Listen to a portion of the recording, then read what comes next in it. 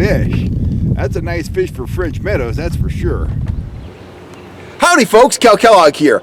I want to talk to you today about what is probably the most overlooked offering in the entire world of trout fishing.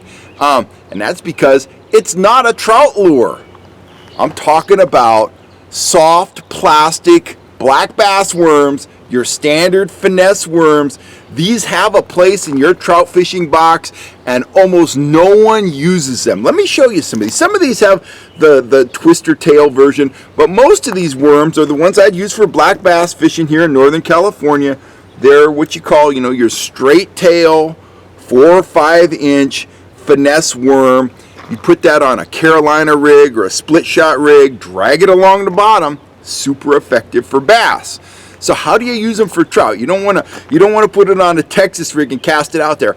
Although I've got to say, when I'm out with Bass Pros, doing stories and stuff like that for the Fishing For magazine, I have seen many trout caught on Cincos.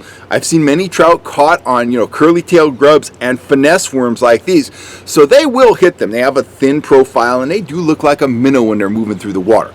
But by and large, this isn't how you want to fish them. Let me show you how I use these. So you'll probably, if you've been watching my videos, you're going to recognize this rig. I was using this at French Meadows the other day. It's my my Strike Master Dodger. It's on my Vance's rod, and I have behind that Strike Master, let me just lean the rod down here.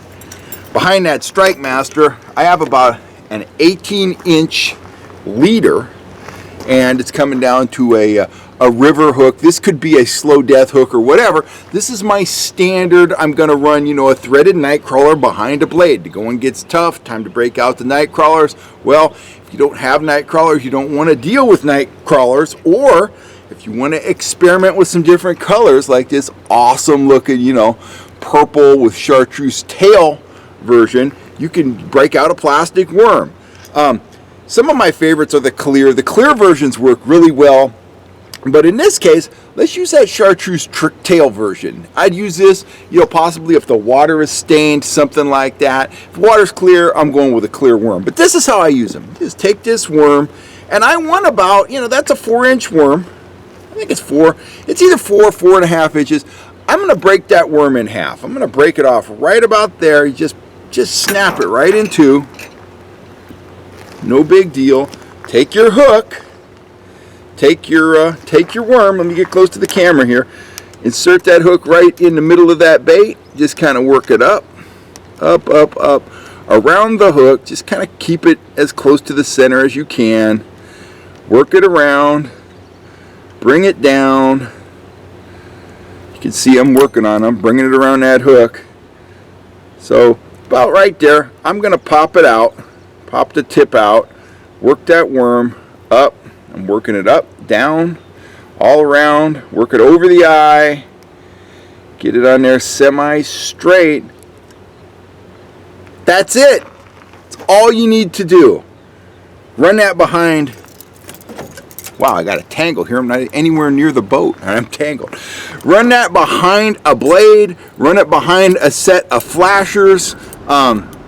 This was working great at French Meadows the other day with the worm about 18 inches behind it. And I guarantee you, if we were there right now, I wish we were there right now. If we were there right now and I started running this, I'd put some Pro-Cure on it, some Nightcrawler scent, maybe some of my favorite anise krill.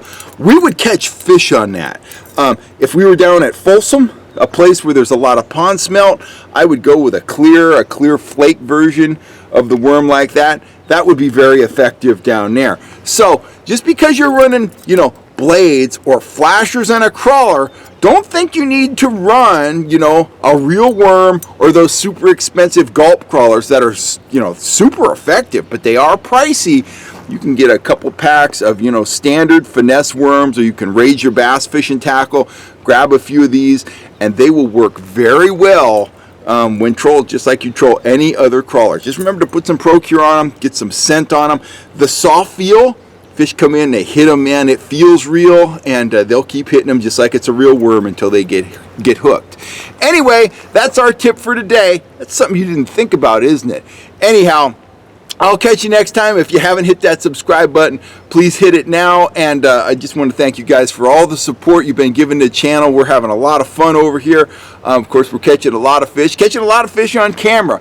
But anyway, do some experimenting when you're out on the water. Just because it's a bass lure or a crappie lure or whatever doesn't mean you can't use it to catch trout or kings, and vice versa. You know, if you're a bass guy, you know, don't hesitate to try those trout spoons out. I've caught so many nice bass trolling for trout. They eat the same things in these reservoirs we fish. They eat pond smelt, they eat shad. If you've got a shad or a pond smelt imitation, you're going to catch catfish, you're going to catch bass, and you're going to catch trout. If you're a trout troller, it's just a matter of time before you catch catfish, and if you're a bass guy, it's just a matter of time before you're going to have a nice trout grab your Senko or your worm or whatever. So get out of the box, do some experimenting, and I'll catch you next time right here on YouTube.